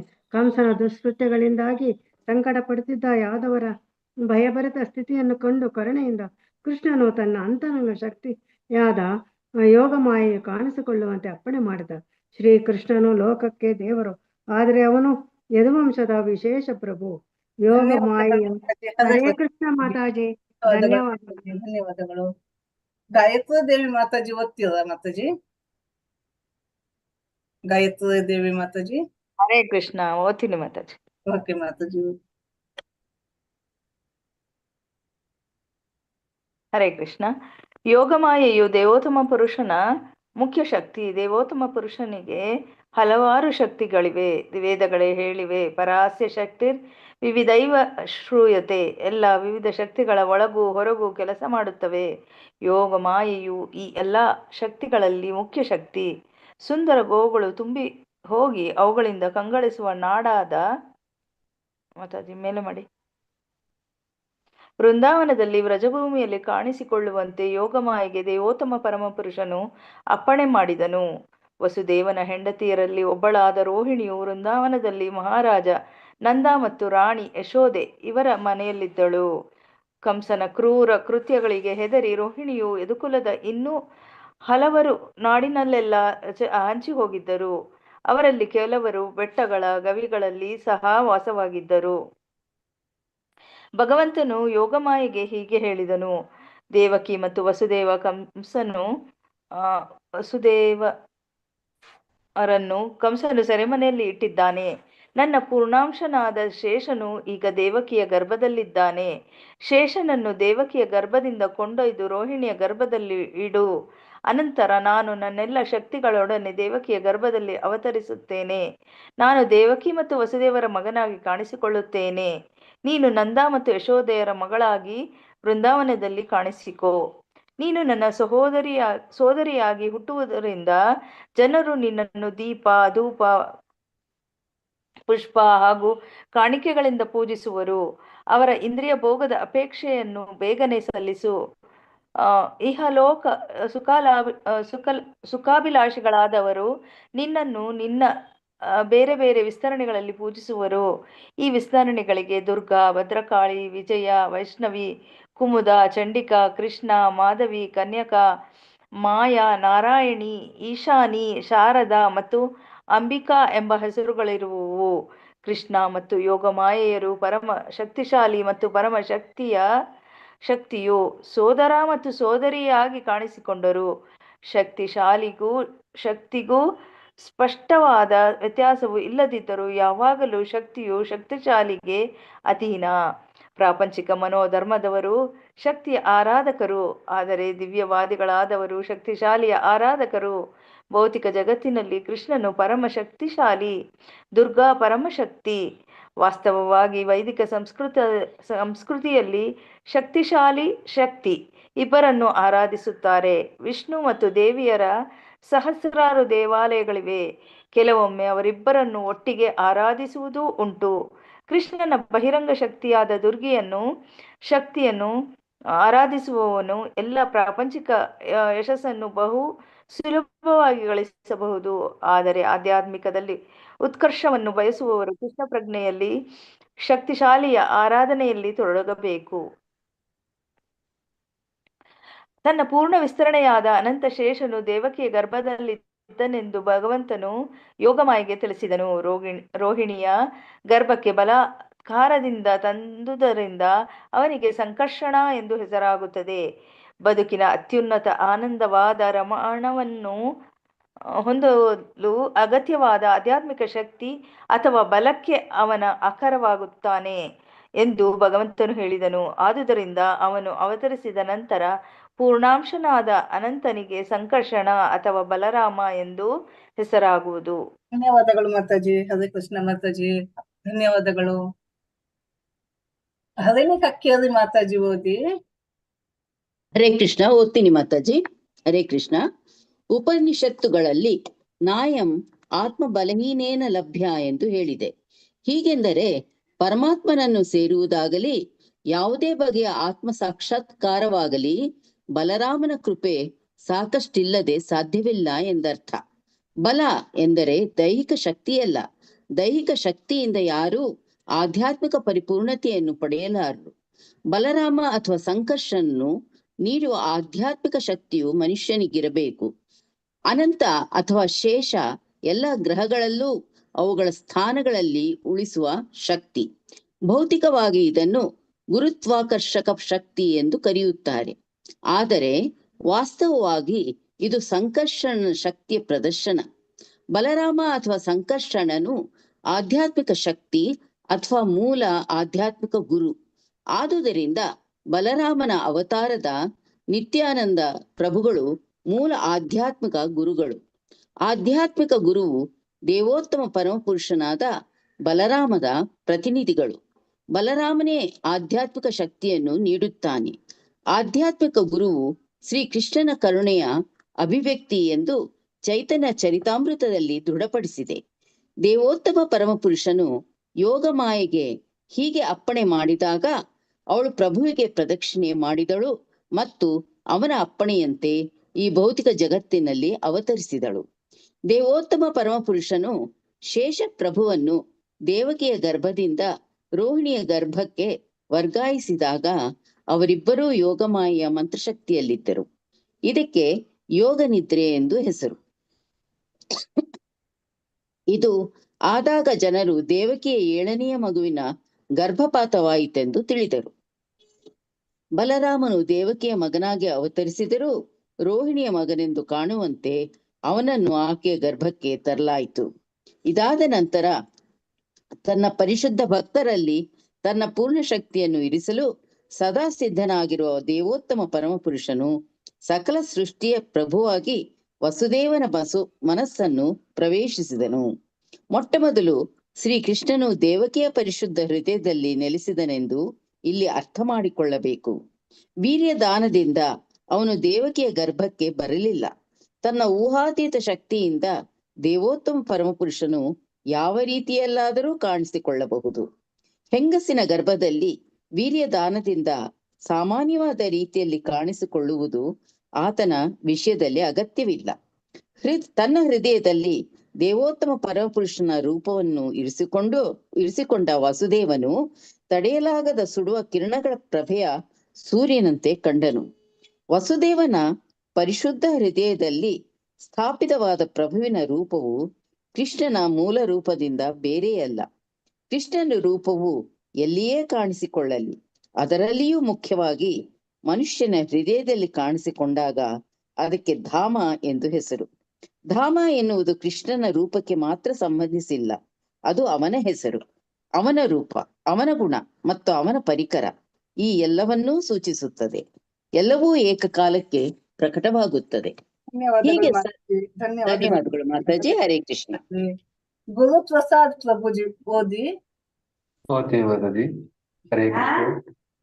ಹೀಗೆ ಸರ್ವಶಕ್ತಿಗಳಿಂದೊಳಗೂಡಿದ ದೇವೋತ್ತಮ ಪರಮಪುರುಷನ ನಿತ್ಯ ರೂಪವನ್ನು ವಸುದೇವನ ಮನಸ್ಸಿನಿಂದ ದೇವಕಿಯ ಮನಸ್ಸಿಗೆ ಕರೆದೊಯ್ಯಲಾಯಿತು. ಇದು ಅಸ್ತಮಿಸುತ್ತಿರುವ ಸೂರ್ಯನ ಕಿರಣಗಳನ್ನು ಪೂರ್ವದಲ್ಲಿ ಉದಯಿಸುತ್ತಿರುವ ಚಂದ್ರನಿಗೆ ವರ್ಗಾಯಿಸಿದಂತೆ ದೇವೋತ್ತಮ ಪರಮಪುರುಷನಾದ ಕೃಷ್ಣನು ವಸುದೇವನ ದೇಹದಿಂದ ದೇವಕಿಯ ದೇಹವನ್ನು ಪ್ರವೇಶಿಸಿದನು. ಸಾಮಾನ್ಯ ಜೀವಾತ್ಮನ ಸ್ಥಿತಿಯನ್ನು ಮೀರಿದವನು ಅವನು. ಕೃಷ್ಣನು ಇರುವೆಡೆಯಲ್ಲಿ ನಾರಾಯಣನಂತಹ ಅವನ ಪೂರ್ಣ ವಿಸ್ತರಣಗಳು, ವರಾಹ ಮತ್ತು ನರಸಿಂಹನಂತಹ ಅವತಾರಗಳು ಅವನೊಡನೆ ಇರುತ್ತಾರೆ ಮತ್ತು ಅವರು ಭೌತಿಕ ಅಸ್ತಿತ್ವದ ಅಗತ್ಯಗಳಿಗೆ ಅಧೀನರಾಗಿರುವುದಿಲ್ಲ. ಎಲ್ಲವುದನ್ನು ಅರ್ಥ ಮಾಡಿಕೊಳ್ಳಬೇಕು. ದೇವೋತ್ತಮ ಪರಮಪುರುಷನು ಅದ್ವಿತೀಯನು, ಎಲ್ಲ ಸೃಷ್ಟಿಗೆ ಕಾರಣನು. ದೇವಕಿಯು ಅವನ ಆವಾಸವಾದಳು. ದೇವಕಿಯು ಪರಿಪೂರ್ಣ ಸತ್ಯದ ಆವಾಸವಾದಳು. ಆದರೆ ಅವಳು ಕಂಸನ ಗೃಹದಲ್ಲಿದ್ದರಿಂದ ಅದು ಬಿಟ್ಟ ಬೆಂಕಿಯಂತೆ ಅಥವಾ ದುರುಪಯೋಗ ಮಾಡಿಕೊಂಡ ಶಿಕ್ಷಣದಂತೆ ಕಾಣುತ್ತಿದ್ದಳು. ಬೆಂಕಿಯನ್ನು ಒಂದು ಮಡಕೆಯ ಪಕ್ಕಗಳಿಂದ ಸುತ್ತುವರಿದಾಗ ಅಥವಾ ಒಂದು ಹೂಜಿಯಲ್ಲಿಟ್ಟಾಗ ಬೆಂಕಿಯ ಉಜ್ವಲ ಕಿರಣಗಳನ್ನು ಗುರುತಿಸಲು ಸಾಧ್ಯವಿಲ್ಲ. ಹಾಗೆಯೇ ಜನಸಾಮಾನ್ಯರಿಗೆ ಉಪಯೋಗವಾಗದ ಜ್ಞಾನವನ್ನು ಅಷ್ಟಾಗಿ ಗುರುತಿಸುವುದಿಲ್ಲ. ಹಾಗೆಯೇ ದೇವಕಿಯನ್ನು ಕಂಸನ ಅರಮನೆಯ ಸೆರೆಮನೆಯ ಗೋಡೆಗಳ ನಡುವೆ ಬಂಧಿಸಲಾಗಿತ್ತು. ದೇವೋತ್ತಮ ಪರಮಪುರುಷನನ್ನು ಗರ್ಭದಲ್ಲಿ ಧರಿಸಿದ್ದರಿಂದ ಆಕೆಗೆ ಬಂದ ದಿವ್ಯ ಸೌಂದರ್ಯವನ್ನು ಯಾರೂ ನೋಡುವಂತಿರಲಿಲ್ಲ. ಆದರೂ ಕಂಸನು ತನ್ನ ತಂಗಿಯ ಅಲೌಕಿಕ ಸೌಂದರ್ಯವನ್ನು ಕಂಡನು. ದೇವೋತ್ತಮ ಪರಮಪುರುಷನು ಅವಳ ಗರ್ಭದಲ್ಲಿ ಆಶ್ರಯ ಪಡೆದಿದ್ದ ಎಂದು ನಿರ್ಣಯಿಸಿದನು. ಹಿಂದೆಂದೂ ಅವಳಿಗೆ ಇಂತಹ ಬೆರಗುಗೊಳಿಸುವ ಸೌಂದರ್ಯವಿರಲಿಲ್ಲ. ದೇವಕಿಯ ಗರ್ಭದಲ್ಲಿ ಆಶ್ಚರ್ಯಕರವಾದದ್ದು ಏನೋ ಇದೆ ಎನ್ನುವುದು ಅವನಿಗೆ ಅರ್ಥವಾಯಿತು. ಆತನಿಗೆ ಆತಂಕವಾಯಿತು. ದೇವೋತ್ತಮ ಪರಮಪುರುಷನು ಈಗ ಬಂದಿದ್ದಾನೆ, ಮುಂದೆ ತನ್ನನ್ನು ಕೊಲ್ಲುತ್ತಾನೆ ಎಂದು ಅವನಿಗೆ ಖಂಡಿತವಾಗಿ ತಿಳಿದಿತ್ತು. ಅವನು ಹೀಗೆ ಯೋಚನೆ ಮಾಡಿದ, ದೇವಕಿಯನ್ನು ಏನು ಮಾಡಬೇಕು? ನಿಶ್ಚಯವಾಗಿಯೂ ಅವಳ ಗರ್ಭದಲ್ಲಿ ವಿಷ್ಣು ಅಥವಾ ಕೃಷ್ಣನಿದ್ದಾನೆ. ಆದ್ದರಿಂದ ದೇವತೆಗಳ ಮಹತ್ ಕಾರ್ಯವನ್ನು ಸಾಧಿಸಲು ಕೃಷ್ಣನು ಬಂದಿದ್ದಾನೆ ಎನ್ನುವುದು ಖಂಡಿತ. ನಾನು ಈಗಲೇ ದೇವಕಿಯನ್ನು ಕೊಂದರೂ ಆ ಮಹತ್ ಕಾರ್ಯವನ್ನು ತಡೆಯಲಾಗುವುದಿಲ್ಲ. ವಿಷ್ಣುವಿನ ಸಂಕಲ್ಪವನ್ನು ವಿಫಲಗೊಳಿಸುವುದು ಯಾರಿಗೂ ಸಾಧ್ಯವಿಲ್ಲ ಎಂದು ಕಂಸನಿಗೆ ತಿಳಿದಿತ್ತು. ಭಗವಂತನ ನಿಯಮಗಳನ್ನು ಉಲ್ಲಂಘಿಸುವುದು ಸಾಧ್ಯವಿಲ್ಲ ಎಂದು ಬುದ್ಧಿ ಇರುವ ಯಾವುದೇ ಮನುಷ್ಯನಿಗೂ ಅರ್ಥವಾಗುತ್ತದೆ. ರಾಕ್ಷಸರು ಏನೇ ಅಡ್ಡಿಗಳನ್ನು ಒಡ್ಡಿದರೂ ಅವನ ಸಂಕಲ್ಪವು ಈಡೇರುತ್ತದೆ. ಕಂಸನು ಹೀಗೆ ಯೋಚಿಸಿದನು, ನಾನು ಈಗ ದೇವಕಿಯನ್ನು ಕೊಂದರೆ ವಿಷ್ಣುವು ತನ್ನ ಪರಮ ಸಂಕಲ್ಪವನ್ನು ಇನ್ನೂ ತೀವ್ರವಾಗಿ ಕಾರ್ಯಗತಗೊಳಿಸುವನು. ದೇವಕಿಯನ್ನು ಈಗ ಕೊಲ್ಲುವುದು ತೀರಾ ಹೇಯ ಕಾರ್ಯ. ಎಂತಹ ಮುಜುಗರದ ಸಂದರ್ಭದಲ್ಲಿಯೂ ಯಾರೂ ತನ್ನ ಕೀರ್ತಿಯನ್ನು ಕೊಲ್ಲಲು ಬಯಸುವುದಿಲ್ಲ. ಈಗ ನಾನು ದೇವಕಿಯನ್ನು ಕೊಂದರೆ ನನ್ನ ಕೀರ್ತಿಯು ಮಾಸುವುದು. ದೇವಕಿಯು ಒಬ್ಬ ಸ್ತ್ರೀ. ಅವಳು ನನ್ನ ರಕ್ಷಣೆಯಲ್ಲಿದ್ದಾಳೆ ಮತ್ತು ಗರ್ಭಿಣಿ. ಅವಳನ್ನು ನಾನು ಕೊಂದರೆ ಇಡೀ ಜೀವಮಾನದಲ್ಲಿ ಒಳ್ಳೆಯ ಕಾರ್ಯಗಳಿಂದ ಪಡೆದುಕೊಂಡ ನನ್ನ ಕೀರ್ತಿಯು ನಾಶವಾಗುವುದು. ಧನ್ಯವಾದಗಳು. ಹರೇ ಕೃಷ್ಣ ಪ್ರಭುಜಿ. ಧನ್ಯವಾದಗಳು ಪ್ರಭುಜಿ. ಹರೇ ಕೃಷ್ಣ ಮಾತಾಜಿ. ಧನ್ಯವಾದಗಳು. ಗರ್ಭದಲ್ಲಿದ್ದ ಕೃಷ್ಣನಿಗೆ ದೇವತೆಗಳ ಪ್ರಾರ್ಥನೆ. ಈಗ ಕಂಸರಾಜನು ಯದು, ಭೋಜ ಮತ್ತೆ ಅಂಧಕ ವಂಶಗಳ ರಾಜ್ಯಗಳನ್ನು, ಸೂರಸೇನನ ರಾಜ್ಯವನ್ನು ಅವನು ಆಕ್ರಮಿಸಿದ್ದು ಮಾತ್ರವಲ್ಲ, ಮುಂದೆ ಹೆಸರಿಸಿದ ಇತರ ರಾಕ್ಷಸರ ಅರಸುಗಳೊಡನೆ ಅವನು ಗೆಳೆತನವನ್ನು ಕೂಡ ಬೆಳೆಸಿದ್ದಾನೆ. ಪ್ರಲಂಬ, ಬಕ, ಚಾನೂರ, ತೃಣವರ್ತ, ಅಗಾಸುರ, ಮುಷ್ಟಿಕ, ಅರಿಷ್ಟ, ದಿವಿದ, ಪೂತನಿ, ಹಾಗೆ ಕೇಶಿ ಮತ್ತು ಧೇನುಕ ಇವರೆಲ್ಲ ರಾಕ್ಷಸರೇ. ಈಗ ಅದು ಬಿಹಾರ ಎಂದು ಕರೆಯುವ ಮಗಧ ರಾಜ್ಯಕ್ಕೆ ಅಲ್ಲಿ ಜರಸಂಧನು ರಾಜನಾಗಿದ್ದ. ತನ್ನ ರಾಜತಾಂತ್ರಿಕೆಯಿಂದ ಕಂಸನು ಜರಸಂಧನ ರಕ್ಷಣೆಯಲ್ಲಿ ತನ್ನ ಕಾಲದ ಅತ್ಯಂತ ಬಲಶಾಲಿ ರಾಜ್ಯವನ್ನು ಅವನು ಕಟ್ತಾನೆ. ಬಾನಾಸುರ, ಭೌಮಾಸುರ ಮುಂತಾದ ರಾಜರ ಸ್ನೇಹವನ್ನು ಕೂಡ ಗಳಿಸಿಕೊಳ್ತಾನೆ. ಅತ್ಯಂತ ಬಲಶಾಲಿಯಾಗಿದ್ದವನು. ಅನಂತರ ಕೃಷ್ಣನು ಜನಿಸಲಿದ್ದ ಯದುಕುಲದ ಮೇಲೆ ವಿಷ ಕಾರಲಿಕ್ಕೆ ಪ್ರಾರಂಭಿಸಿದ. ಕಂಸನ ಹಿಂಸೆಯಿಂದಾಗಿ ಯದು, ಭೋಜ ಮತ್ತೆ ಅಂಧಕ ವಂಶಗಳ ಅರಸರು, ಕುರುಗಳು, ಪಾಂಚಾಲರು ಮೊದಲಾದ ರಾಜ್ಯಗಳಲ್ಲಿಯೂ ಕೇಕಯ, ಸಲ್ವ, ವಿದರ್ಭ, ನಿಷಾದ, ವಿದೇಹ ಮತ್ತು ಕೋಸಲ ಈ ಮೊದಲಾದ ರಾಜ್ಯಗಳಲ್ಲಿಯೂ ಆಶ್ರಯ ಪಡೆಯಲು ಪ್ರಾರಂಭಿಸಿದರು. ಕಂಸನು ಯದುರಾಜ್ಯ, ಭೋಜರಾಜ್ಯ ಮತ್ತು ಅಂಧಕ ರಾಜ್ಯಗಳ ಐಕ್ಯಮತ್ಯವನ್ನು ಮುರಿದನು.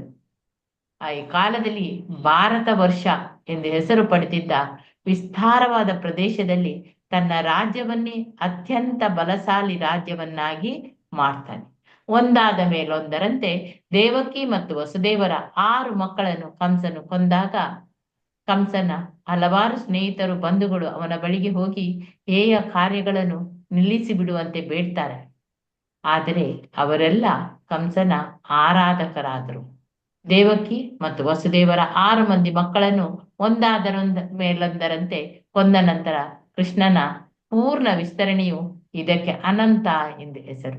ದೇವಕಿಯ ಗರ್ಭವನ್ನದು ಪ್ರವೇಶಿಸಿತು. ದೇವಕಿಗೆ ತಡೆಯಲಾರದ ಹರ್ಷ, ತಡೆಯಲಾರದ ದುಃಖ ಕೂಡ. ವಿಷ್ಣುವೇ ತನ್ನ ಗರ್ಭದಲ್ಲಿ ಆಶ್ರಯ ಪಡೆದಿದ್ದಾನೆ ಎಂದು ಅವಳಿಗೆ ಅರ್ಥ ಆಗ್ತದೆ. ಆದುದರಿಂದ ಅವಳಿಗೆ ಹಿಡಿಸಲಾಗದಷ್ಟು ಹಿಗ್ಗು. ಆದ್ರೆ ಈ ಮಗು ಗರ್ಭದಿಂದ ಹೊರಗೆ ಬರ್ತಲೇ ಕಂಸ ಅದನ್ನು ಕೊಲ್ತಾನಲ್ಲ ಎಂಬ ತಡೆಯಲಾಗದ ಯಾತನೆ ಕೂಡ ಅವಳಿಗೆ. ಕಂಸನ ಈ ದುಷ್ಕೃತ್ಯಗಳಿಂದ ಸಂಕಟ ಪಡ್ತಿದ್ದ ಯಾದವರ ಭಯಭರಿತ ಸ್ಥಿತಿಯನ್ನು ಕಂಡು ಕರುಣೆಯಿಂದ ಕೃಷ್ಣನು ತನ್ನ ಅಂತರಂಗ ಶಕ್ತಿಯಾದ ಯೋಗ ಮಾಯೆಯು ಕಾಣಿಸಿಕೊಳ್ಳುವಂತೆ ಅಪ್ಪನೆ ಮಾಡ್ತಾನೆ.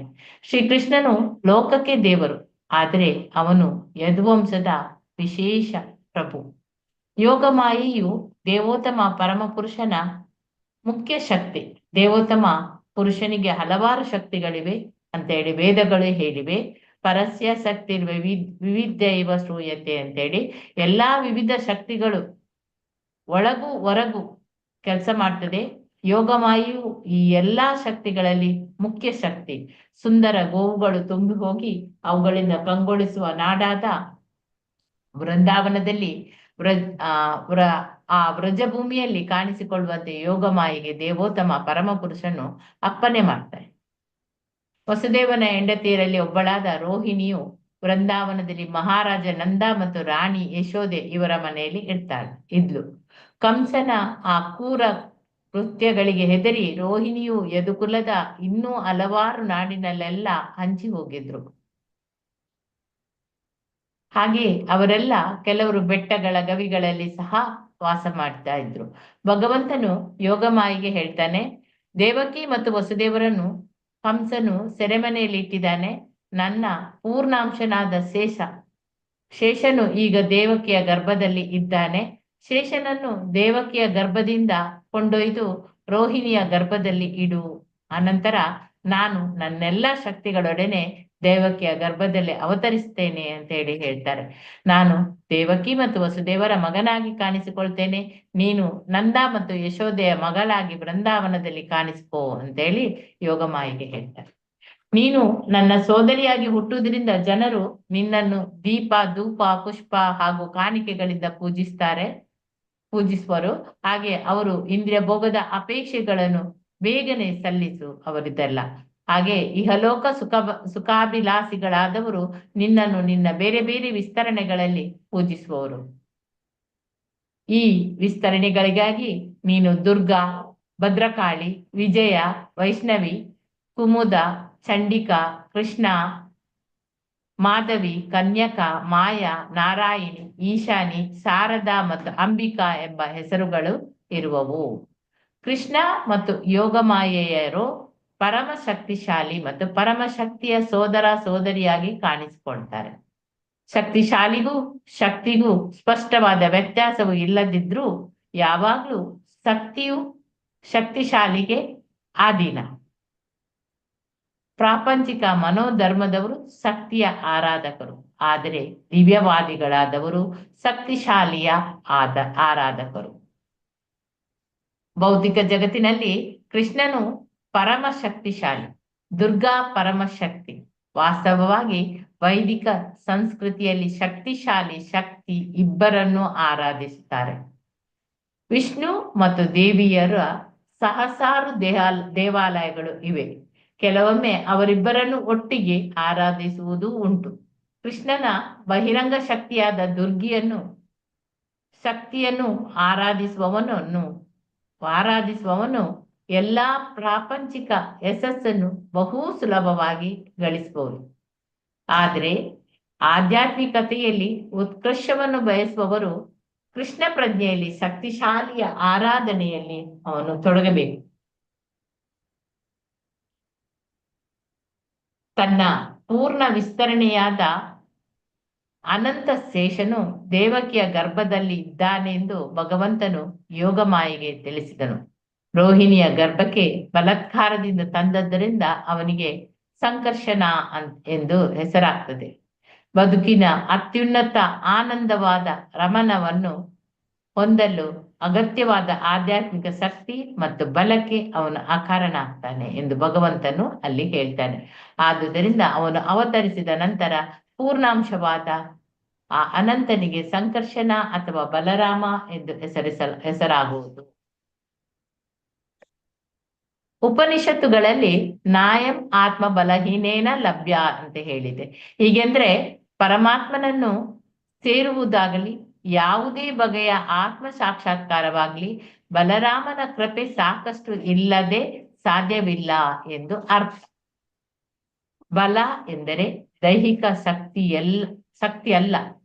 ದೈಹಿಕ ಶಕ್ತಿಯಿಂದ ಯಾರು ಆಧ್ಯಾತ್ಮಿಕ ಆ ಪರಿಪೂರ್ಣತೆಯನ್ನು ಪಡೆಯಲಾರರು. ಬಲರಾಮ ಮತ್ತು ಸಂಕರ್ಷಣನ್ನು ನೀಡುವ ಆಧ್ಯಾತ್ಮಿಕ ಶಕ್ತಿ ಅದು ಮನುಷ್ಯನಿಗೆ ಇರಬೇಕು. ಅನಂತ ಅಥವಾ ಶೇಷ ಎಲ್ಲಾ ಗ್ರಹಗಳನ್ನು ಅವುಗಳ ಸ್ಥಾನಗಳಲ್ಲಿ ಉಳಿಸುವ ಶಕ್ತಿ. ಭೌತಿಕವಾಗಿ ಇದನ್ನು ಗುರುತ್ವಾಕರ್ಷಣ ಶಕ್ತಿ ಎಂದು ಕರೆಯುತ್ತಾರೆ, ಆದರೆ ವಾಸ್ತವವಾಗಿ ಇದು ಸಂಕರ್ಷಣನ ಶಕ್ತಿಯ ಪ್ರದರ್ಶನ. ಬಲರಾಮ ಅಥವಾ ಸಂಕರ್ಷಣನು ಆಧ್ಯಾತ್ಮಿಕ ಶಕ್ತಿ ಅಥವಾ ಮೂಲ ಆಧ್ಯಾತ್ಮಿಕ ಗುರು.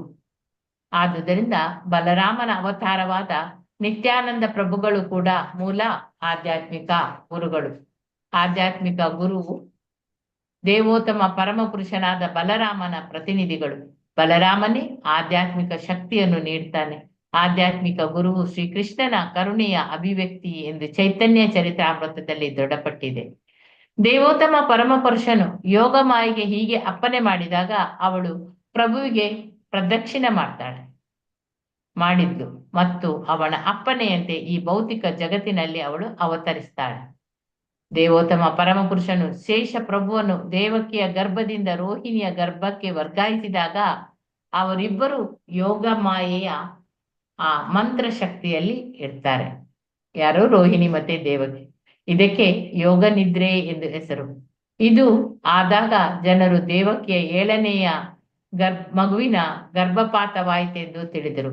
ಬಲರಾಮನು ದೇವಕಿಯ ಮಗನಾಗಿ ಅವತರಿಸಿದ್ರೂ ರೋಹಿಣಿಯ ಮಗನೆಂದು ಕಾಣುವಂತೆ ಅವನನ್ನು ಆಕೆಯ ಗರ್ಭಕ್ಕೆ ತರಲಾಯಿತು.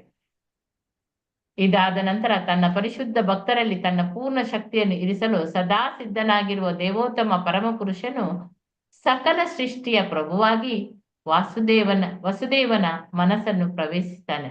ಮೊಟ್ಟ ಮೊದಲವನು ಶ್ರೀಕೃಷ್ಣನು ದೇವಕಿಯ ಪರಿಶುದ್ಧ ಹೃದಯದಲ್ಲಿ ನೆಲೆಸಿದ್ದಾನೆಂದು ಇಲ್ಲಿ ನಾವು ಅರ್ಥ ಮಾಡಿಕೊಳ್ಬೇಕು. ವೀರ್ಯದಾನದಿಂದ ಅವನು ದೇವಕಿಯ ಗರ್ಭಕ್ಕೆ ಬರಲಿಲ್ಲ. ತನ್ನ ಊಹಾತೀತ ಶಕ್ತಿಯಿಂದ ದೇವೋತ್ತಮ ಪರಮಪುರುಷನು ಯಾವ ರೀತಿಯಲ್ಲಾದ್ರೂ ಅವನು ಕಾಣಿಸಿಕೊಳ್ಬಹುದು. ಹೆಂಗಸಿನ ಗರ್ಭದಲ್ಲಿ ವೀರ್ಯದಾನದಿಂದ ಸಾಮಾನ್ಯವಾದ ರೀತಿಯಲ್ಲಿ ಕಾಣಿಸಿಕೊಳ್ಳುವುದು. ಆತನ ವಿಷಯದಲ್ಲಿ ಅದು ಅಗತ್ಯವಿಲ್ಲ.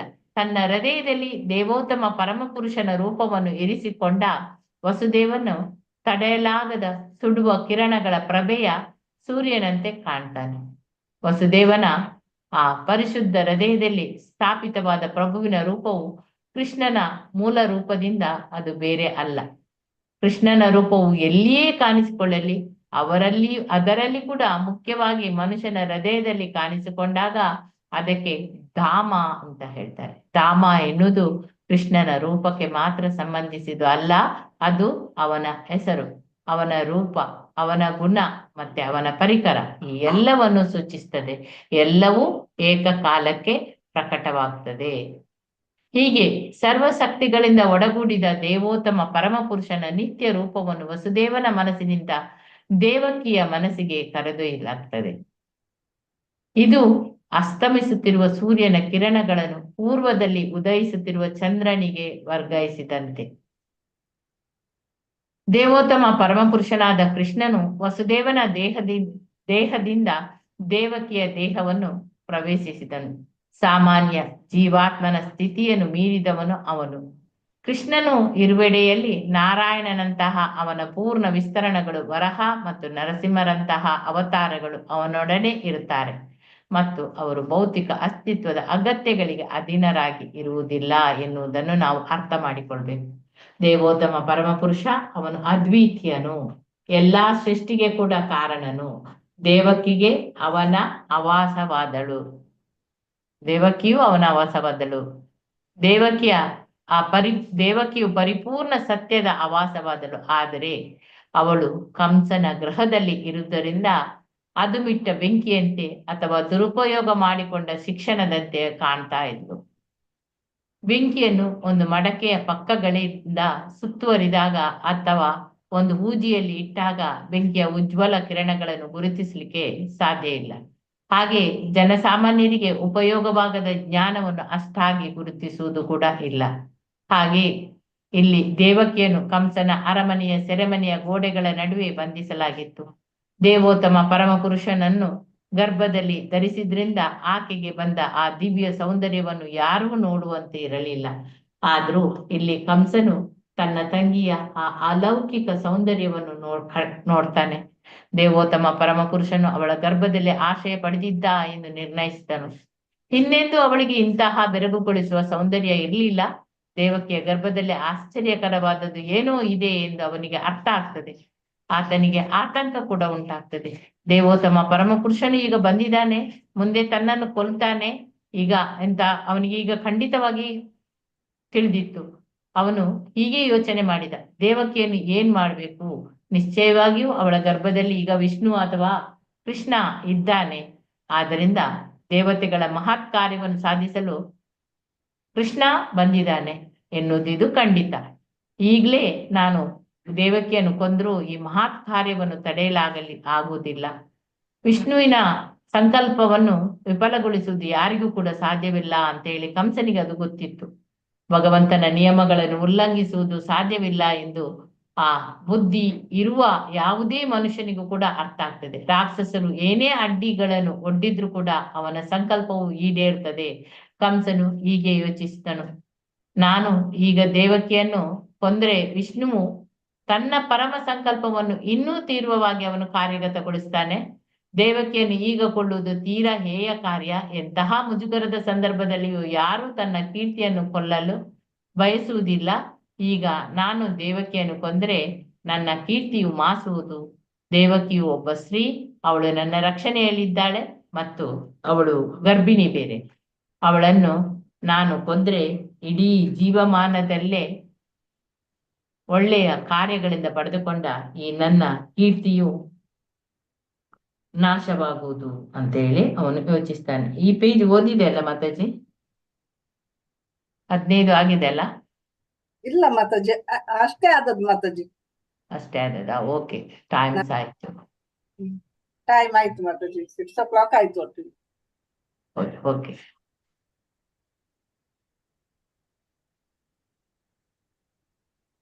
ಕೃಷ್ಣ. ವಾಂಛಾ ಕಲ್ಪತರುಭ್ಯಶ್ಚ ಕೃಪಾ ಸಿಂಧುಭ್ಯ ಏವ ಚ ಪತಿತಾನಾಂ ಪಾವನೇಭ್ಯೋ ವೈಷ್ಣವೇಭ್ಯೋ ನಮೋ ನಮಃ. ಅನಂತ ಕೋಟಿ ಭಕ್ತ ವೃಂದ ಕಿ ಜೈ. ರಾಮಾಚಾರ್ಯ ಹರಿದಾಸ್ ಠಾಕೂರ್ ಕಿ ಜೈ. ಶ್ರೀಲ ಪ್ರಭುಪಾದ್ ಕಿ ಜೈ. ಮಾತಾಜಿ 1 ನಿಮಿಷ ಅಟೆಂಡೆನ್ಸ್ ಆಗ್ತಾ ಇದ್ದೀನಿ. ಎಲ್ಲರಿಗೂ ಈ ದಿನ ಮಂಗಳವಾಗ್ಲಿ ಅಂತ ಹೇಳ್ತಾ ನಾವು ಈ ದಿನದ ಕ್ಲಾಸ್ ಅನ್ನು ಎಂಡ್ ಮಾಡೋಣ. ಅಟೆಂಡೆನ್ಸ್ ಹಾಕದಿದ್ದವರು ಹಾಕಿ. ಹರೇ ಕೃಷ್ಣ ಮಾತಾಜಿ. ಹರೇ ಕೃಷ್ಣ ಧನ್ಯವಾದ. ಮಾತಾಜಿ, ಹರೇ ಧನ್ಯವಾದಗಳು ಕೃಷ್ಣ, ಹರೇ ಮಾತಾಜಿ. ಕೃಷ್ಣ. ಕೃಷ್ಣ ಹರೇ ಕೃಷ್ಣ, ಧನ್ಯವಾದಗಳು ಧನ್ಯವಾದ ಮಾತಾಜಿ. ಮಾತಾಜಿ.